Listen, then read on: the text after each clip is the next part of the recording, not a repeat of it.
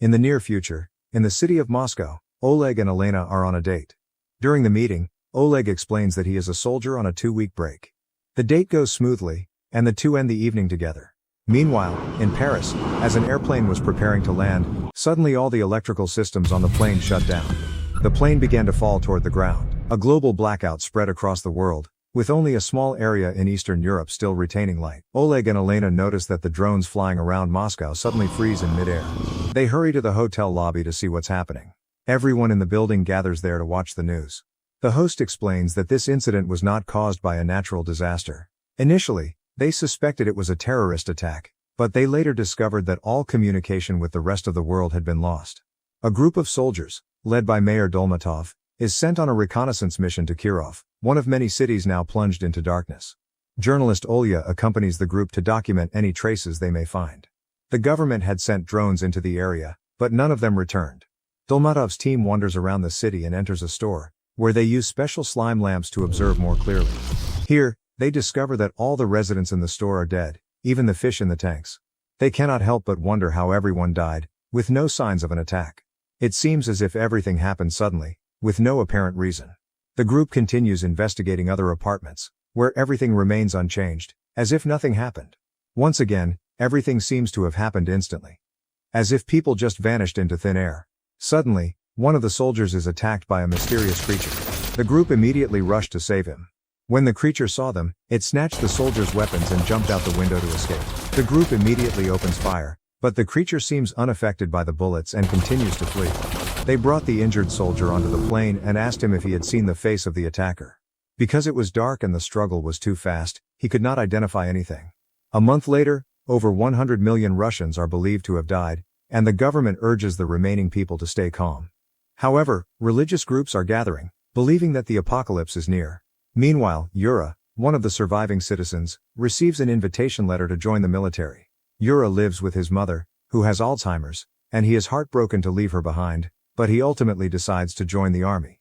As Yura heads to the base, he notices the state of the world today, for in just 1 month, the streets have become desolate, resembling a post-apocalyptic world. Yura finally joined Oleg's team, and they were briefed on the current situation by Mayor Dolmatov and Colonel Marina. Each city plunged into darkness is considered a quarantine zone, and the only working power source left is in Moscow. The areas of Belarus, Ukraine, and Finland all fall within this zone, known as the Circle of Life. Some exploratory teams have returned with the bodies of the deceased. They discovered that the cause of death was endogenous neurotoxins, a chemical produced by the human body itself. New exploratory teams have 2 objectives. First, to search for clues for scientists to understand the cause behind these neurotoxins. Second, to venture deep into the quarantine zones to gather resources, as Moscow is gradually running out. They must proceed with extreme caution, as many exploratory teams have been sent out, but most have not returned, even with the protection of tanks. As preparations are underway, more volunteers arrive, and Oleg is surprised to see Elena among them. Suddenly, an alarm sounds, signaling an impending attack. It appears that a massive enemy force is approaching. As a result, soldiers gather at the border between the base and the quarantine zone. At this moment, the power at the base suddenly goes out, prompting Dolmatov to launch flares for better visibility. As the strange creatures approach, the soldiers open fire. Some of these creatures infiltrate the base and begin attacking those around, rendering Oleg unconscious. The next morning, Oleg awakens beneath the body of a dead enemy. Olya is also present, documenting everything for the news. Yura notices that Oleg is still alive and calls for help to move the corpse. It is then that Oleg realizes the strange creature is actually a giant bear. Dozens of bear carcasses are lying on the other side of the border, and no one understands why they behave this way. Oleg is taken to the medical bay and is surprised to learn that Elena is a doctor. She tends to his wounds, and as he expresses his pain, she comforts him with a kiss. Meanwhile, Marina and Dolmatov discuss the sensors, a group of people believed to have special abilities after the disconnect event occurred. Marina explained that these people could actually receive data directly into their minds, just like radio waves receiving signals. The strongest sensor is Sasha, who has been held in a military hospital since the disconnection event. He frequently experiences nightmares about a mysterious bald man. Today, Sasha is visited by Zhenya, who claims to have been sent by someone named Eid. Zhenya explains that the first wave destroyed all electronic devices, and the second wave caused the self-destruction of all biological organisms. The third wave will cause anyone still alive in the quarantine zone to attack those outside of it. There are millions of such individuals, and their free will has been eradicated. However, they still have time to stop it. Sasha does not want to be involved in this matter and demands protection, but the soldiers cannot see Zhenya and believe Sasha is delusional. The remaining soldiers prepare for their mission, and Yura ultimately teams up with Olya, who interviews him on camera. Yura admits that he doesn't mind the current situation too much, as it has given him a sense of purpose in life, far better than his previous job as a taxi driver. When they reach the quarantine zone, they discover destroyed tanks on the ground and a massive crack splitting buildings apart, indicating that the third wave has begun. Images of this destruction throw the remaining population into panic, leading to riots and increased crime throughout the city. The government promises they are working to resolve the situation, but people begin to suspect the leaders are hiding something. The soldiers are divided into smaller groups to cover more areas. Yura and Olya are assigned to Group 7, and as they travel through the forest, a romantic tension starts to develop between them. When Oleg recovers and joins Group 4 to investigate a small town, one of the soldiers opens a storage shed, causing a pile of metal rods to fall and break his leg. The group decides to rest in a house until the next morning, when a doctor can arrive. Elena arrives and informs the group that the injured soldier must return to Moscow with her if he doesn't want to lose his leg. Group 7 also spends the night in an apartment, and while they're having breakfast, Yura notices something strange about a store. He checks Olya's footage and confirms that the store showed no signs of being open when they first arrived. Yura and a few soldiers enter the store and discover evidence that someone had been there recently. They decide to set up traps and return to the apartment to wait for them to take effect. However, the traps only activate after nightfall. Everyone prepares to head out, but Yura asks Olya to stay in the apartment, teaching her how to use flares to call for help if they don't return. In the end, Olya ignored Yura's advice and decided to go with the team to record everything. When they entered the store, they discovered a teenager injured by a trap. They bring him into the apartment and attempt to treat his injuries, but the boy reacts by grabbing a knife and killing a soldier. The others immediately react and shoot him dead. Meanwhile, Sasha goes to the hospital roof to get some fresh air and is startled by ID, the figure Zhenya had mentioned. Zhenya was merely a psychological connection, but in reality, Eid is right there, asking for Sasha's help. To convince Sasha, Eid reveals his face and discloses that he is not human. At that moment, Marina appears with a group of soldiers, and they point their guns at Eid. However, unexpectedly, all of them turn their guns toward Marina. Eid explains that he used his metallurgical abilities to make the soldiers see Marina as him, warning her not to act rashly. He also assures her that he is on her side and warns that millions like him are coming to end humanity. When Marina asks what he is, Eid replies that humanity will perceive him as a god. Marina takes him to her office for interrogation. Eid explains that he was programmed to initiate a radiation process when the moon was over the ocean, but he made a mistake. The moon's shadow covered this part of Europe, shielding it from the radiation. As a result, the circle of life formed, and all those within the quarantine zone are now mindless machines that will soon attack. Each species needs Earth because their own planet is dying, and they require a new home with a compatible sun. Eid then reveals that a space wave, Wave Zero, occurred thousands of years ago. This wave was humanity itself, a biological weapon sent by aliens to eradicate the native population of Earth. The planet's original inhabitants were the ones who built the pyramids and underwater cities, as they were far more advanced. Humans are the perfect biological weapon because they are destructive and colonial while sharing much of the DNA of the planet's natives, except for their stripped-away spiritual abilities.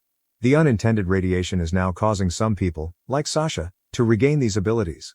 An army from Eid's planet will arrive tomorrow, but Eid's brother Ra is already here. Ra does not agree with Eid's methods and wants to find him, but the only person who knows Ra's location is Sasha, thanks to his nightmares. Meanwhile, all the reconnaissance teams are suddenly attacked by mind-controlled humans. The soldiers immediately open fire and do their best to establish a defensive line. However, the enemy arrives in overwhelming numbers and has no difficulty counterattacking, killing most of the teams and depleting their ammunition. When the apartment they are hiding in is blown up, Yura instructs Olya to fire a flare.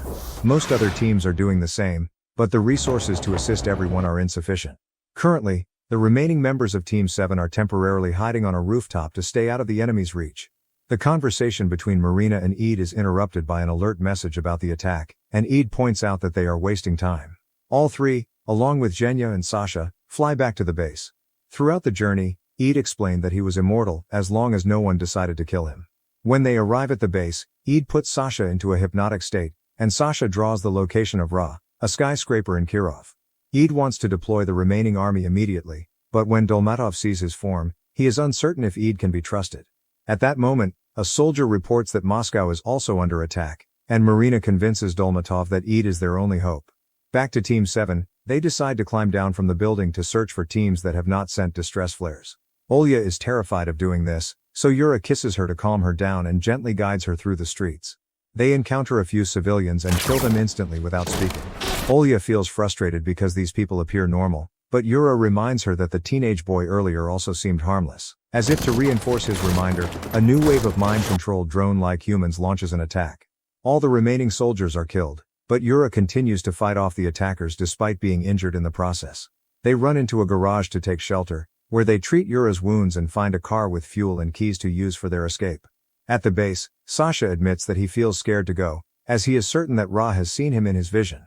Eid agrees to let Sasha stay for his safety. When Dolmatov's team leaves in a tank, Marina notices Sasha is missing and asks everyone to stop. At that moment, a series of missiles strike the base and blow it up. Marina criticizes Eid, saying that he must have known about this attack.